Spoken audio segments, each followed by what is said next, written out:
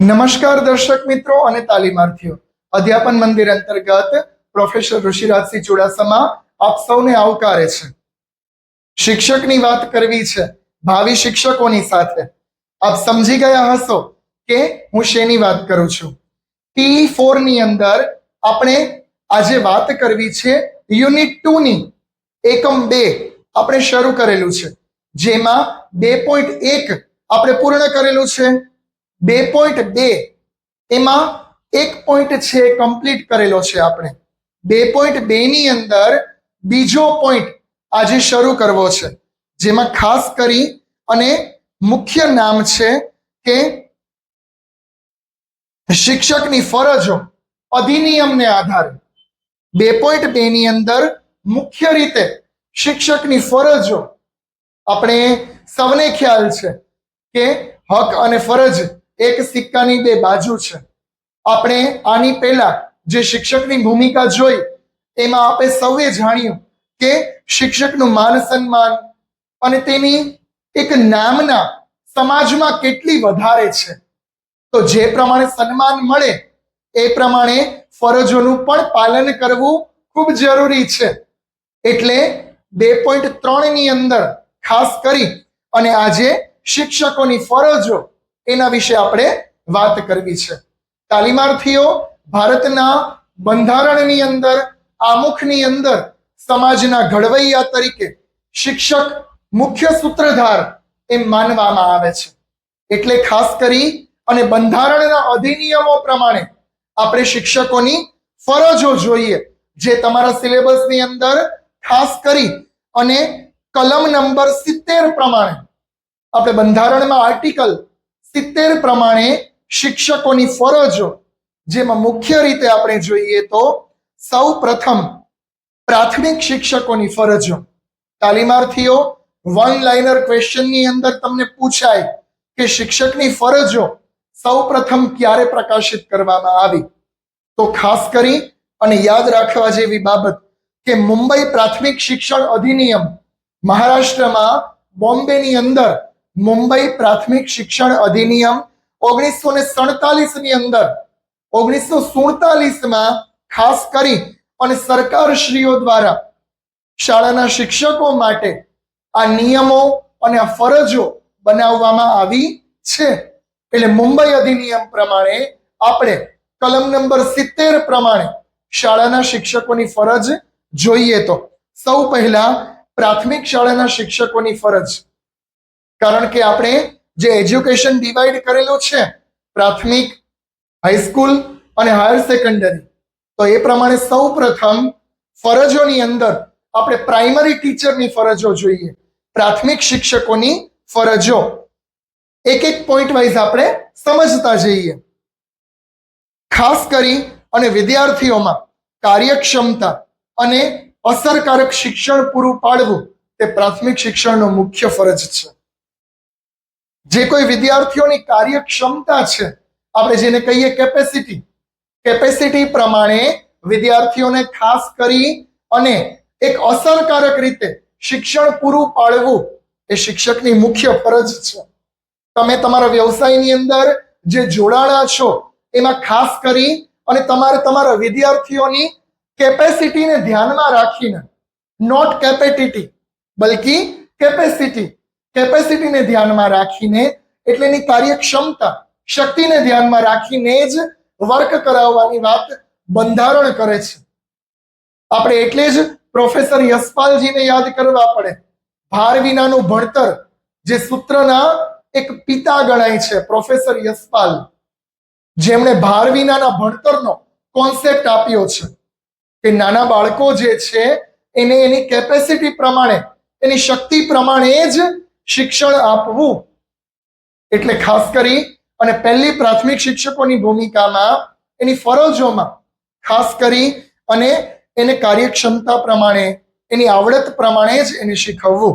ત્યારબાદ કહે છે કે શાળાના નક્કી કરેલા કલાકો દરમિયાન શાળામાં શૈક્ષણિક કાર્ય કરવા અને કામના કલાકોમાં ખાસ કરી અને મહિનાઓનું રજિસ્ટર લખવાનું અને ખાસ કરી અને બીજા દિવસે અને ત્રીજા દિવસે હાજરી પૂરવી.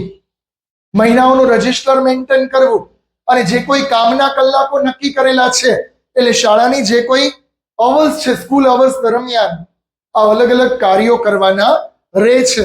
હાજરી પત્રક અને હાજરી મેન્ટેન કરવાની અને લગાતાર જો વિદ્યાર્થીઓ એબસેન્ટ હોય, વધારે પડતા વિદ્યાર્થીઓ ગેરહાજર હોય તો તેને ખાસ કરી અને વાલીઓને જાણ કરવાની ફરજ પણ શિક્ષકની છે. ત્યારબાદ એના પછીની કલમમાં શું કહે છે? એના પછીની ગ કલમ, એમાં ખાસ કરીને હાજરીઓમાં સુધારો કરવા બાબતે અલગ અલગ ફરજો શિક્ષકની છે. સૌ પહેલા તો શિક્ષકોની હાજરી. શાળામાં શિક્ષકોની હાજરી કામના કલાકો દરમિયાન, મહિનામાં કામના દિવસો દરમિયાન, કાર્યના દિવસો દરમિયાન સંપૂર્ણ હાજરી શિક્ષકોની શાળામાં હોવી જોઈએ. એમાં પણ મિત્રો ફિઝિકલી ને મેન્ટલી બંને હો, શારીરિક અને માનસિક શિક્ષક પોતાના વર્ગખંડમાં જ હોવો જોઈએ. એ ભાવિ શિક્ષકોને ખાસ મારે ટકોર કરવાની કે તમે જ્યારે ભણાવો છો ત્યારે તમે બધું જ બહાર મૂકીને આવો. અહીંયા તમે ને તમારા વિદ્યાર્થીઓ એ રીતે તમારે હાજર રહેવાનું છે અને તમારે તમારા વિદ્યાર્થીઓને પણ પ્રેઝન્ટ રાખવાની ફરજ તમારી છે. ત્યારબાદ ઘ કલમની અંદર કે છે અલગ અલગ આર્ટિકલ છે જેમાં મુખ્ય શિક્ષકોની મદદનીશ શિક્ષકો દ્વારા કરવામાં આવે છે. જે મુખ્ય શિક્ષક અથવા જે આચાર્ય હોય તેને ખાસ કરી અને મદદનીશ જે શિક્ષકો છે તેમણે મદદ કરવાની ફરજ એની છે. રજિસ્ટરોમાં અને અન્ય રેકોર્ડમાં ચોકસાઈપૂર્વકનું કામ કરવાની ફરજ શિક્ષકોની છે. રજિસ્ટર, અલગ અલગ જે પત્રકો છે એ મેન્ટેન રાખવા અને ચોકસાઈપૂર્વક એને એક પ્રકારે લખાણ રાખવું એ શિક્ષકોની મુખ્ય ફરજ છે. ત્યારબાદ કહે છે આગળની ફરજમાં સહ અભ્યાસિક પ્રવૃત્તિઓ, અભ્યાસેતરની પ્રવૃત્તિઓ શાળામાં અને શાળાની બહાર કરાવવી. પ્રાથમિક શિક્ષણની અંદર જ્ઞાન સાથે ગમ્મતનો કોન્સેપ્ટ છે તો એ કોન્સેપ્ટ ક્લિયર કરવા માટે, એ હેતુને સિદ્ધ કરવા માટે આપણે એક્ટિવિટી પણ ખૂબ જરૂરી છે. અને પ્રાથમિકની અંદર, પ્રાઇમરી અને પ્રી પ્રાઇમરીની અંદર ખાસ કરી અને પ્રવૃત્તિ દ્વારા શિક્ષણ આપવું એ મુખ્ય શિક્ષકોની ફરજ છે. અને વિદ્યાર્થીઓને પ્રવૃત્તિમાં રાખવા માટે પહેલા શિક્ષક એક્ટિવ જોશે. એટલે ખાસ કરી અને પ્રાર્થના કાર્યક્રમથી માંડી અને અલગ અલગ શૈક્ષણિક કાર્યક્રમ, સહ અભ્યાસિક પ્રવૃત્તિઓ બધામાં શિક્ષક પહેલા પ્રવૃત્ત હોવો જોઈએ. એના પછીની ફરજમાં કે છે શાળાની અંદર ઉત્સવોની ઉજવણી કરવી, રમત ગમતના કાર્યક્રમો કરવા એ મુખ્ય ફરજ છે. ગ્રાઉન્ડની અંદર અલગ અલગ ઉત્સવોની ઉજવણી કરવી જેને કારણે સાંસ્કૃતિક મહત્વ અને ધાર્મિક મહત્વ પણ વિદ્યાર્થીઓ જાણે અને સમજે. ગ્રાઉન્ડનું મહત્વ સમજે, ખેલનું મહત્વ સમજે, એના માટે રમત ગમતના કાર્યક્રમો કરવા એ શિક્ષકની ફરજ છે. ત્યારબાદ કહે છે શિક્ષકો ખાસ કરી અને પોતાની વૃદ્ધિ અને વિકાસ માટે જે કાર્ય કરે છે તેવા જ કાર્યો વિદ્યાર્થીઓ પ્રત્યે કરે એ મુખ્ય તેની ફરજ છે. પોતાના વિકાસ માટે જે કોઈ કાર્યો કરે છે એવા જ વિદ્યાર્થીઓના વિકાસ માટે કરવા જોઈએ. કારણ કે શિક્ષક તરીકે જોડાયા બાદ મુખ્ય ફરજ એ છે કે આપણા વિદ્યાર્થીનો પહેલા વિકાસ થાય, એ તેની મુખ્ય ફરજ સ્વરૂપે જોવા મળે છે. જિલ્લાની અલગ અલગ શાળાઓ, નગરપાલિકાના વિસ્તારમાં સ્વચ્છતા અભિયાન અને ચૂંટણીના કાર્યક્રમોમાં પોતે ભાગ લેવો. ડ ફરજની અંદર શું કહે છે કે જિલ્લા પંચાયત અને ચૂંટણીના જે કઈ કાર્યક્રમો હોય એ બધા કાર્યક્રમોની અંદર શિક્ષકોએ જોડાવવું અને પોતાની માનદ સેવા આપવી. ત્યારબાદ ઢ ફરજની અંદર શું કહે છે? શિક્ષકોએ ભારતના સાર્વભૌમત્વ અને અખંડિતતા જળવાઈ રહે એવી જ પ્રવૃત્તિઓ શાળામાં કરવી એ તેની મુખ્ય ફરજ છે. એવી પ્રવૃત્તિઓ કરવી કે શાળામાં વિદ્યાર્થીઓ અને સમાજ દેશનું સાર્વભૌમત્વ સ્વીકારે અને અખંડિતતા, વિવિધતામાં એકતાનું ગૌરવ શિક્ષક લે પછી એના વિદ્યાર્થીઓ પાસે કરાવડાવે, એની મુખ્ય ફરજ છે. ત્યારબાદ ત ફરજની અંદર કહે છે બીજી અલગ અલગ ઘણી બધી ફરજો છે કે જે વહીવટી અધિકારીઓ, ડીઓ, ડીપીઓ બધા સાથે સંલગ્ન છે. આચાર્ય જે પ્રમાણે માર્ગદર્શન આપે તેની સૂચનાઓનું પાલન કરવું તે તેની મુખ્ય ફરજ છે. આચાર્ય અને ઉપરી અધિકારીઓ, ડીઓડીપીઓ અને કેળવણી નિરીક્ષક જે પ્રકારે સૂચના આપે શિક્ષકોને એ પ્રકારે તેની સૂચનાનું પાલન કરવું એ પ્રાથમિક શાળાના શિક્ષકોની મુખ્ય ફરજ છે. તો આ રીતે બંધારણની કલમ 70 પ્રમાણે અલગ અલગ ગ, ઘ, ચ, છ, ટ, ઠ, ડ, ઢ, ત આટલી મુખ્ય ફરજો આપણે જોઈ. ત્યારબાદ બીજા પોઈન્ટની અંદર આપણે જોઈએ તો તાલુકા શિક્ષકોની ફરજો. તાલુકા લેવલના જે કોઈ શિક્ષકો છે જે તાલુકા શાળામાં ગવર્મેન્ટ ટીચરનું કામ કરે છે તેઓની ફરજો કે તેઓએ ખાસ કરી અને તાલુકા શિક્ષકની ભૂમિકા મુખ્ય શિક્ષક તરીકે અધિકારીઓ અને વખતો વખત અલગ અલગ આપેલી સૂચનાઓ આધીન રહી અને આ ફરજોનું પાલન કરવાનું રહે છે. અલગ અલગ જે તાલુકાના ઉપરી અધિકારીઓ છે એની ફરજને આધીન રહી અને અલગ અલગ ફરજો અને કાર્યો કરવાના છે. તાલુકાની તમામ શાળાઓમાં બિલો ઉઘરાવવા, વહીવટની કારીગરી અને ખાસ કરી અને એને નિર્દિષ્ટ જે કાર્યો છે એ તારીખ પહેલા પૂરા કરવા એ શિક્ષકની મુખ્ય ફરજ છે. ઉપરી અધિકારીઓ તરફથી જે કોઈ સૂચનાઓ મળે એ સૂચનાઓનું પાલન કરવું એની મુખ્ય ફરજ છે. તાલુકા શાળા અને અન્ય શાળાઓની મુલાકાતે વિદ્યાર્થીઓને લઈ જવું, પોતાની શાળા અને અન્ય શાળાની મુલાકાતે વિદ્યાર્થીઓને લઈ જવા, અલગ અલગ તાલુકાના અન્ય જે શિક્ષકો છે એ શિક્ષકો સાથે ટીમ વર્ક કરવું, એક ગ્રુપમાં કાર્ય કરવાની વાત કરે છે. ત્યારબાદ સ્કૂલની ઓફિસની જે કોઈ સામગ્રીઓ છે, બોર્ડ છે, પરિપત્રો છે, લેખન સામગ્રી, ફર્નિચર, અલગ અલગ સામગ્રીઓ તાલુકા શાળા અને તાલુકાની પ્રાથમિક શાળાઓ સાથે સંપૂર્ણ વહેંચી અને પોતાની શાળામાં રાખવા. તાલુકા શાળાઓમાં જે કોઈ વસ્તુઓ આવેલી છે તેને સપ્રમાણ વહેંચી અને પોતાની શાળામાં તે વસ્તુઓ કાર્યરત કરવી. આ ખાસ કરી અને મુખ્ય રીતે પ્રાથમિક શિક્ષકોની ફરજો અને ત્યારબાદ તાલુકાના શિક્ષકોની ફરજો આપણે જોઈ. હવે આપણે જોઈએ 2.4 એકમ 2 ની અંદર 2.4 મુખ્ય છે જેનું નામ છે શિક્ષકના કાર્ય સંતોષ પર અસર કરતા પરિબળો. તાલીમાર્થીઓ, તમે ભાવિ શિક્ષકો છો, તમે શિક્ષક બનવાના છો ત્યારે તમને લાગુ પડતો પોઈન્ટ છે મુખ્ય 2.4 ની અંદર જોઈએ તો શિક્ષકના કાર્ય સંતોષ પર અસર કરતા મુખ્ય પરિબળો. પહેલું પરિબળ જેમાં ખાસ કરી અને કાર્ય સંતોષ પર અસર કરે છે જેને અવરોધક પરિબળ તરીકે ઓળખવામાં આવે છે કે શિક્ષકને જે કાર્ય કરે છે એમાં સેટિસ્ફેક્શન મળતું નથી, સંતોષ મળતો નથી, એવા બાધારૂપ, અવરોધરૂપ આ પરિબળો જોવા મળે છે. પહેલું પરિબળ જોઈએ તો અપર્યાપ્ત, ઓછું વેતન, પગાર. લક્ષ્મીજીની વાત, સેલરી જે છે એ પૂરતા પ્રમાણમાં મળવી જોઈએ કારણ કે શિક્ષક સમાજનો મુખ્ય સૂત્રધાર છે. એને અપર્યાપ્ત વેતન મળે, ઓછું વેતન મળે તો પૈસા વગર આ જમાનામાં કોઈ કાર્ય કરી શકે નહીં. એટલે ખાસ કરી અને અપર્યાપ્ત વેતન જે છે એ બાધક પરિબળ જોવા મળે છે. બીજું પરિબળ જોઈએ તો નોકરીની બિન સલામતી. અલગ અલગ સેલ્ફ ફાઇનાન્સ સ્કૂલોની આની અંદર આપણે વાત કરીએ તો પ્રાઇવેટ સેક્ટરની અંદર નોકરીની બિન સલામતી જોવા મળે છે. સલામતી ક્યાંય જોવા મળતી નથી. એ શિક્ષકના કાર્ય સંતોષ પર મુખ્ય અસર પાડે છે. માઠી અસર જેમાં જોવા મળે છે કારણ કે શિક્ષકને ડર છે, લટકતી તલવાર જોવા મળે છે સેલ્ફ ફાઇનાન્સની અંદર કે ગમે ત્યારે છૂટા કરી દેશે. એટલે કાર્ય સંતોષ પર બાધક પરિબળ છે. ત્યારબાદ ત્રીજું પરિબળ જોઈએ તો કાર્ય કરવાની કદરનો અભાવ. જે કોઈ શિક્ષકો કાર્ય કરે છે, ટ્રસ્ટ મંડળ, શાળાના આચાર્ય કે અન્ય શિક્ષકો તેની કદર કરતું નથી.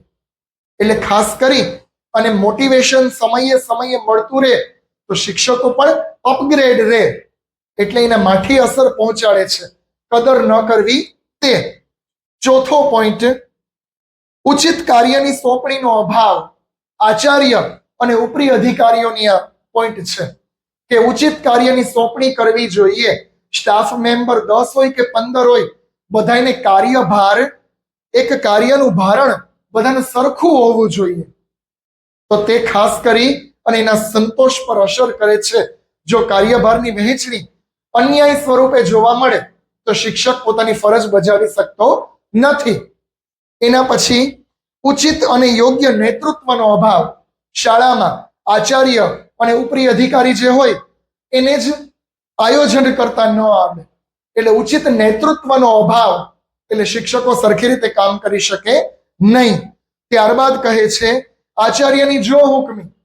ઘણી બધી શાળાઓમાં આચાર્યની જો હુકમી ખૂબ જોવા મળે, તો શિક્ષકો સારી રીતે કાર્ય કરી શકે નહીં. ત્યારબાદ સલાહ કાર્યકરો અને આચાર્ય દ્વારા થતી અવગણના. ઘણા બધા શિક્ષકો છે એને અલગ અલગ સલાહકારો સ્કૂલમાં હોય, ટ્રસ્ટ મંડળમાં, ગ્રાન્ટેડ સ્કૂલો હોય તો, અને આચાર્ય દ્વારા કોઈ શિક્ષકની જ્યારે અવગણના કરવામાં આવે, બલકી શિક્ષક સાચો છે તો પણ તેના કાર્ય સંતોષમાં અસર પડે. ત્યારબાદના પોઈન્ટમાં જોઈએ તો હોદ્દાના વિકાસ અને બઢતીની તકોથી વંચિતતા. હોદ્દાનો કોઈ વિકાસ ન થાય, બઢતીની તક ન મળે. જ્યારથી નોકરીમાં લાગ્યા ત્યારથી 58 વર્ષ સુધી એકને એક કાર્ય કરવાનું, જેને કારણે કાર્ય સંતોષ પર અસંતોષ જોવા મળે છે. 9મા પોઈન્ટમાં જોઈએ તો સામાજિક મોભાને હાનિ.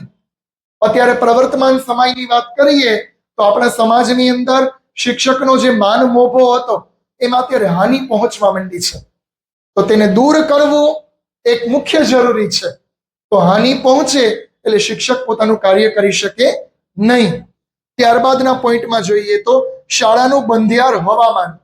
ઘણી બધી શાળાઓ એવી હોય આમ બંધિયાર હવામાન હોય, ઇન્ફ્રાસ્ટ્રક્ચર બરાબર ના હોય, શિક્ષકો અને વિદ્યાર્થીઓ મૂંઝવણ અનુભવે, અકળામણ અનુભવે, ત્યારે ખાસ કરી અને તેના કાર્ય સંતોષ પર માઠી અસર જોવા મળે છે. ત્યારબાદ વિદ્યાર્થીઓની ગેરશિસ્ત. ઘણી બધી શાળાઓમાં અને ઘણા બધા સ્કૂલોમાં વિદ્યાર્થીઓનું ગેરશિસ્ત બહુ જોવા મળે. તો ગેરશિસ્તને કારણે વિદ્યાર્થીઓ શિસ્તમાં ક્યારેય ન રહે તો શિક્ષક સરખી રીતે કાર્ય કરી શકે નહીં. ત્યારબાદ અંગત, પારિવારિક, આર્થિક અને સામાજિક પ્રશ્નો. શિક્ષકને પોતાને પણ એ સામાજિક પ્રાણી છે, તો સામાજિક, આર્થિક અને પારિવારિક પ્રશ્નો બહુ ગંભીર હોય તો શાળામાં તેને કાર્ય કરવાની મજા આવે નહીં. ત્યારબાદનો પોઈન્ટ શારીરિક અને માનસિક સ્વાસ્થ્ય. શિક્ષકનું પોતાનું શારીરિક અને માનસિક સ્વાસ્થ્ય ઠીક હોવું જોઈએ. જો પોતાનું સ્વાસ્થ્ય જ બરાબર ના હોય તો તે ખાસ કરી અને પોતાનું કાર્ય સારી રીતે કરી શકે નહીં. તો આ મુખ્ય 12 પોઈન્ટની અંદર આપણે અવરોધક પરિબળો જોયા કે શિક્ષકના કાર્ય સંતોષ પર અસર કરતા જે માઠી અસર ઉપજાવે છે તેવા બાધક પરિબળો. હવે આપણે એના પછીના પોઈન્ટમાં જોઈએ તો શિક્ષકના કાર્ય સંતોષની વૃદ્ધિ માટેના ઉપાયો. સમસ્યા જોઈ તો હવે સમાધાન જોઈએ કે વૃદ્ધિ માટેના ઉપાયો. પહેલો પોઈન્ટ જોઈએ તો પર્યાપ્ત વેતન. સારામાં સારું એવું એને વેતન અને સેલરી આપવી જોઈએ તો શિક્ષકો સારામાં સારું કાર્ય કરી શકે. ત્યારબાદ નોકરીની સલામતી. સેલ્ફ ફાઇનાન્સ સ્કૂલોની અંદર પણ નોકરીની સલામતીના ક્રાઇટેરિયા બનાવવા જોઈએ તો શિક્ષકો આસાનીથી પોતાનું કાર્ય કરી શકે. ત્યારબાદ કાર્યની કદર. શિક્ષક એઝ અ ટીચર જે કામ કરે છે તેની આચાર્ય દ્વારા, અન્ય સાથી મિત્રો દ્વારા કદર થવી જોઈએ તો તે પોતાનું કાર્ય યોગ્ય રીતે કરી શકે. ત્યારબાદ યોગ્ય નેતૃત્વ. શાળાઓમાં અને વર્ગખંડની અંદર યોગ્ય નેતૃત્વ વાળા વ્યક્તિને જ નીમવા જોઈએ. આપણે એમ કહીએ કે આચાર્ય પદ જેને સોંપવું જોઈએ એને જ સોંપવું જોઈએ, એની એબિલિટી પ્રમાણે, એની કાર્યદક્ષતા પ્રમાણે જ સોંપવું જોઈએ તો શિક્ષક કાર્ય યોગ્ય રીતે કરી શકે. ત્યારબાદ યોગ્ય તકોનું નિર્માણ. અલગ અલગ તેને યોગ્ય તક આપવી જોઈએ. શિક્ષક પોતાના વ્યવસાયમાં આગળ વધે એની તેને એક તક પૂરી પાડવી જોઈએ. ત્યારબાદ સહકાર્યકરોનું સહકારયુક્ત વલણ. જે સહકાર્યકરો છે, સાથી મિત્રો છે, સ્ટાફ મેમ્બર, એનું વલણ સહકારયુક્ત હોવું જોઈએ. કે અલગ અલગ એક શિક્ષક બીજા શિક્ષકને હેલ્પફુલ થવા જોઈએ. ત્યારબાદ 7મા પોઈન્ટમાં કહે છે યોગ્યતા અનુસાર કાર્યની સોંપણી. જેવી જેનામાં યોગ્યતા હોય તેને તે પ્રમાણેનું જ કાર્ય સોંપવું જોઈએ. એ આચાર્ય અને ઉપરી અધિકારી આ રસ્તો અપનાવી શકે એટલે શિક્ષકની પણ સ્કિલ ડેવલપ થાય અને એને આગળ કામ કરવાની મજા આવે. ત્યારબાદ 8મો પોઈન્ટ શાળાની ઉજ્જવળતા અને પ્રણાલિકાઓની પ્રસન્નતા અને વાતાવરણ. શાળાની જે ઉજ્જવળ પ્રણાલિકાઓ છે એમાં પ્રસન્ન વાતાવરણ જોવા મળવું જોઈએ. શિક્ષક ખાસ કરી અને પ્રસન્નતાથી પોતાની રીતે કાર્ય કરતા હોવો જોઈએ. એના પછી અંગત સમસ્યાઓમાં સહાયભૂત વલણ. અલગ અલગ જે શિક્ષકની અંગત સમસ્યાઓ છે, પર્સનલ જે કોઈ પ્રોબ્લેમ છે એમાં સાથી મિત્રો, શાળાના આચાર્ય અને ઉપરી અધિકારી તેને હેલ્પફુલ થવા જોઈએ. ત્યારબાદ 10મા પોઈન્ટમાં જોઈએ તો શારીરિક અને માનસિક સ્વસ્થતા. શિક્ષક મનોધૈર્યતાથી કામ કરે, મન અને દિલો દિમાગ ધૈર્ય રાખીને કામ કરે એવું શાળાના આચાર્ય અને સાથી મિત્રોએ ધ્યાન રાખવું જોઈએ. અને છેલ્લો પોઈન્ટ છે 11મો સામાજિક મોભો. શિક્ષકને એઝ અ ટીચર તરીકેનો સામાજિક મોભો મુખ્ય રીતે મળવો જોઈએ, માન સન્માન મળવું જોઈએ. તો તાલીમાર્થીઓ ખાસ કરી અને અત્યારે આપણે જોયું તો શિક્ષકની એક પ્રકારે ફરજ, એની એઝ અ ટીચર તરીકેની જે કોઈ ફરજ છે એ આપણે 2.3 ની અંદર જોયું. ત્યારબાદ આપણે 2.4 ની અંદર શિક્ષકની કાર્ય સંતોષ પર અસર કરતા એક બાધક પરિબળો જોયા અને આપણે તે સમસ્યાનું સમાધાન જોયું કે ખાસ કરી અને શિક્ષકની જે કોઈ કાર્ય સંતોષ છે એમાં વૃદ્ધિ કરનારા પરિબળો. બરાબર, તો આ રીતે આટલું રાખીએ છીએ. તમને કોઈને કંઈ પણ ન સમજાય તો આપ સૌ મને કમેન્ટ દ્વારા જણાવી શકો છો. ત્યાં સુધી મારી ચેનલને લાઈક અને સબસ્ક્રાઇબ કરો. Thank you. સૌનો આભાર.